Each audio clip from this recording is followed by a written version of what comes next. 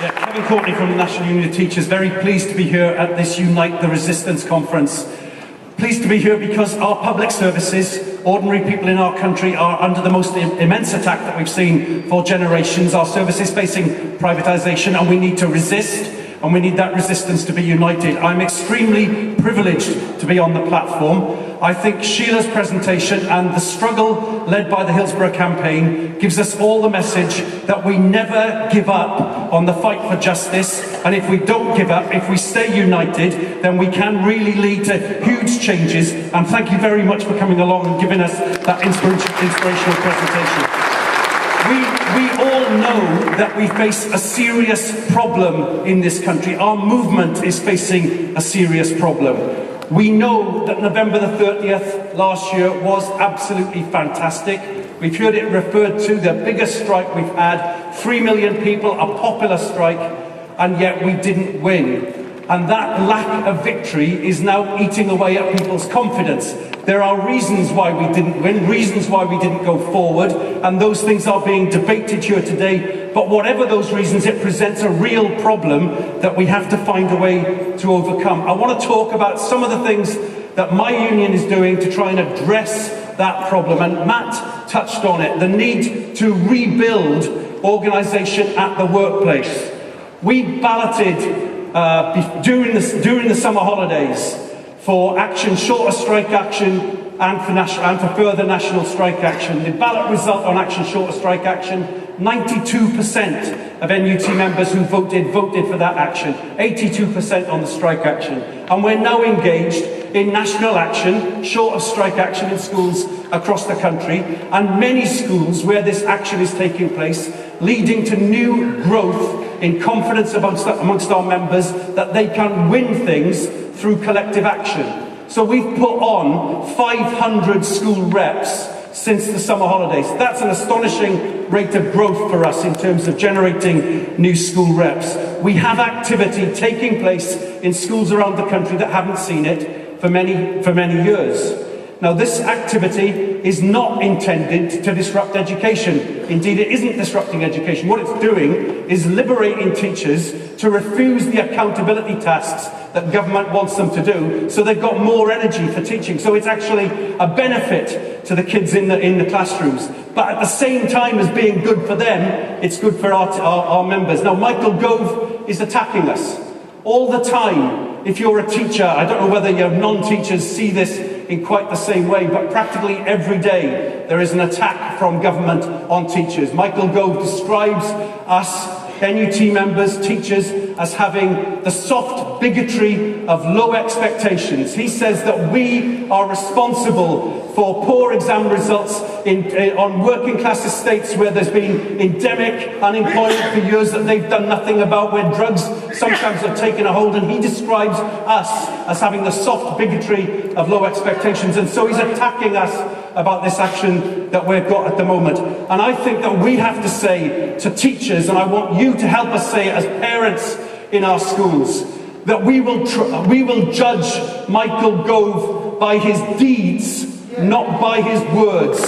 That he is the Secretary of State for Education who has presided over the trebling of tuition fees. The Secretary of State for Education who's presided over the scrapping of the educational maintenance allowance. He's presiding over a 20% cut, 20% in sixth form funding across the lifetime of this government. At the same time as that, he's sitting by while Ofqual say they will never allow the number of kids who are going to get a level C in English GCSEs to go up anymore. They put a defined cap. This is the biggest assault on working class aspiration for decades. Judge him by his deeds, not by his words.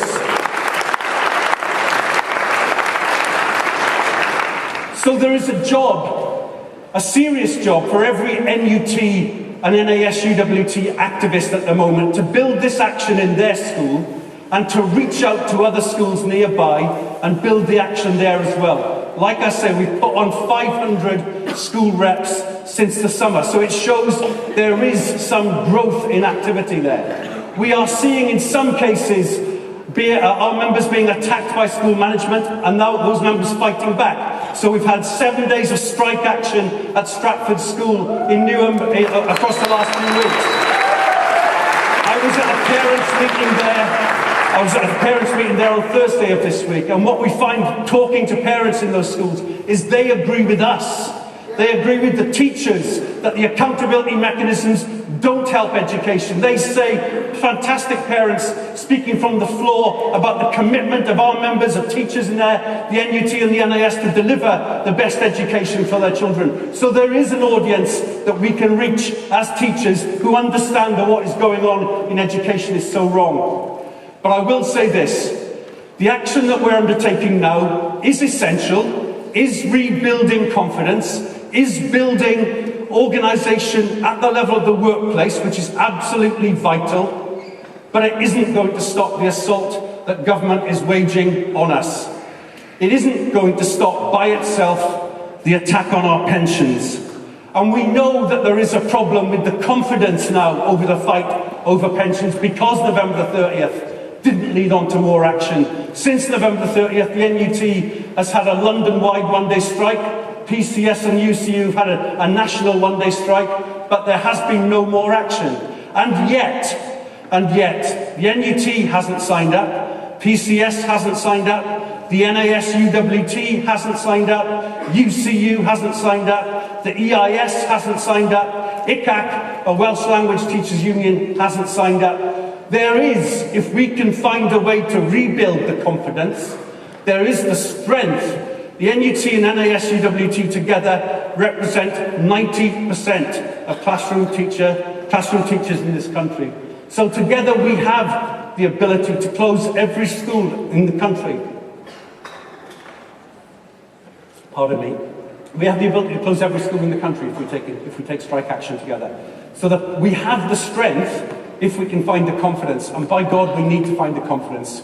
Because when you stop going forward, the enemy comes after you harder. Michael Gove is now looking at the School Teachers Pay Review Body, and I think he intends a radical weakening of the national pay system for teachers, so that teachers will see their pay declining in many schools around the country by arbitrary decisions by their head teachers. And we have to, as well as building this action in schools of NUT and NAS UWT members, we have to get those people talking about the fact that we have to move back onto the front foot. We do need further national strike action, and together the NUT and the NAS UWT can take this action. We need to get back to that position. We need to build the confidence that we can do it, because with the confidence we do have the strength and we can throw these people off our backs.